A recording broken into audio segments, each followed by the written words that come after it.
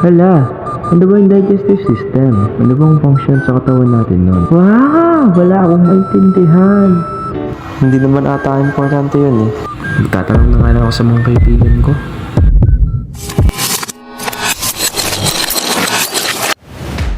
And this is our group. We're driven to unlock the secrets of the human body, fueled by curiosity and passion for discovery. What is digestive system? Digestive system is the group of organs in the body that works together to break down food into smaller parts so the body can use it for energy growth. It starts from the mouth when the food is chewed and continues with the other organ like esophagus, stomach, liver, intestine at madami pa pong iba. In short, digestive system is responsible for digesting food, removing waste, and absorbing energy. Sa madaling salita din po, kung wala po ang digestive system, hindi po tayo makakuha ng nutrients mula sa kinakain natin pagkain.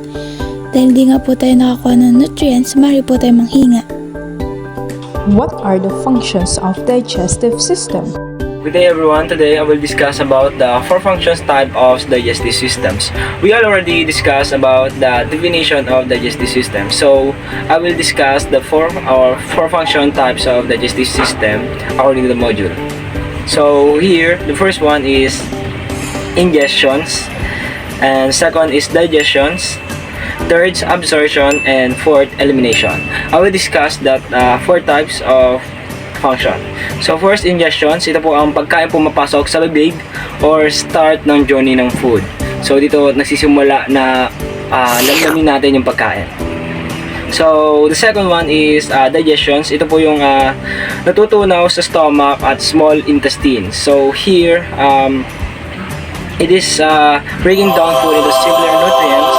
So in short, parang pinubulbos ang pagkain para mas madali. So the third one is absorption, getting nutrients from food into the blood. So here, hinihigop ng katawan natin ang sustansya para mas maging maayos. Then the fourth one is elimination. Here is the last one, and removing indigestions and undigested food or waste. So dito po yung nilalabas natin yung dumi para mawala yung waste ng nasa stomach natin. So that is the four function type of digestive system. What are the parts of digestive system? And now, let's proceed to the 13 parts of digestive system. The first one is mouth, o tinatawag natin na bibig.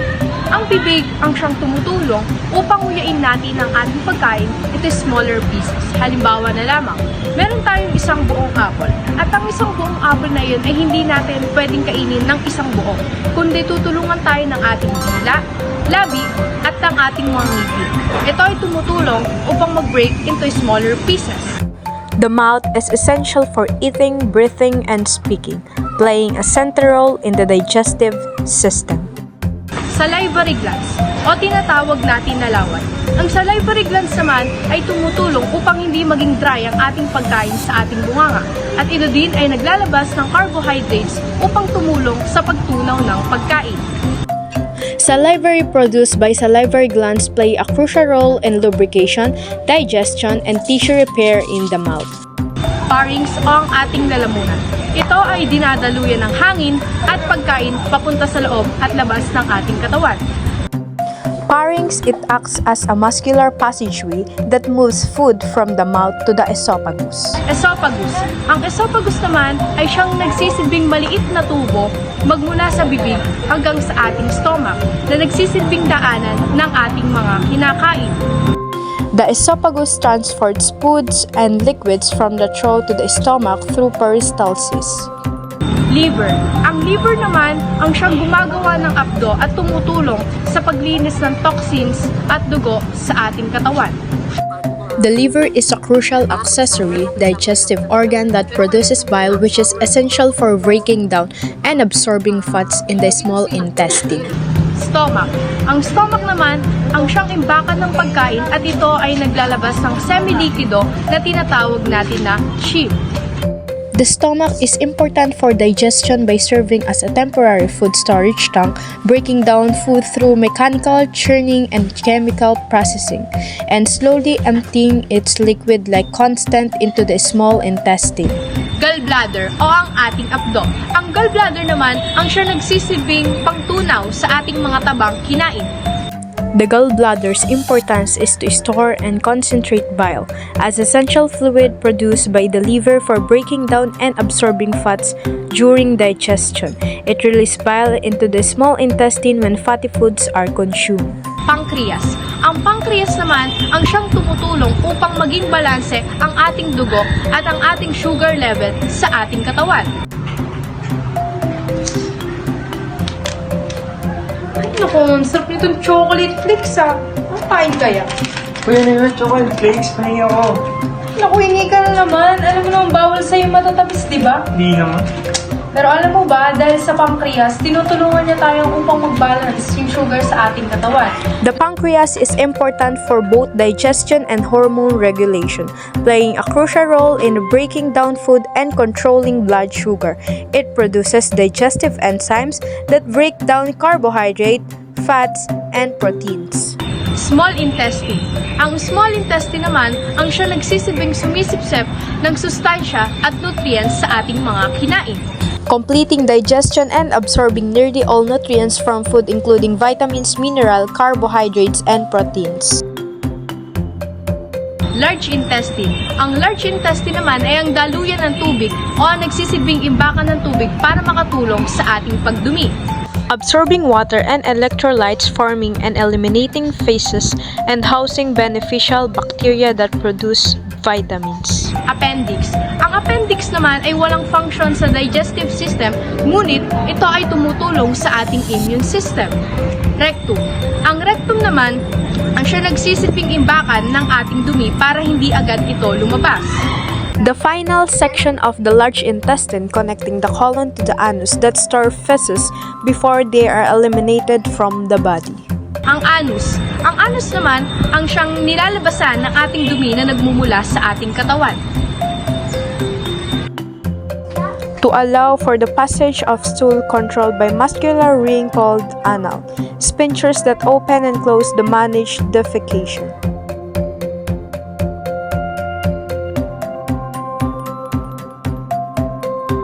How do digestive system works? Tumungo naman tayo sa proseso ng digestive system. Ang proseso ng digestive system ay nagsisimula pa bago mo pa makain ang pagkain sa harapan mo. Dahil ang salivary gland sa iyong bunganga ay nagsisimula ng mag-pump o mag-react sa pagkain na nasa harapan mo. Ngayon, kunwari, kinain mo na ang pagkain. Siyempre kapag kinain mo ng pagkain, may kasama ng lawa yon. At kapag binuya mo na siya, magiging moist lang pa yun at yun ay tinatawag na bolus. Ang enzyme naman, ito yung nagbe-breakdown ng mga starch. Ang starch, ito yung kung ano yung kinakain mo.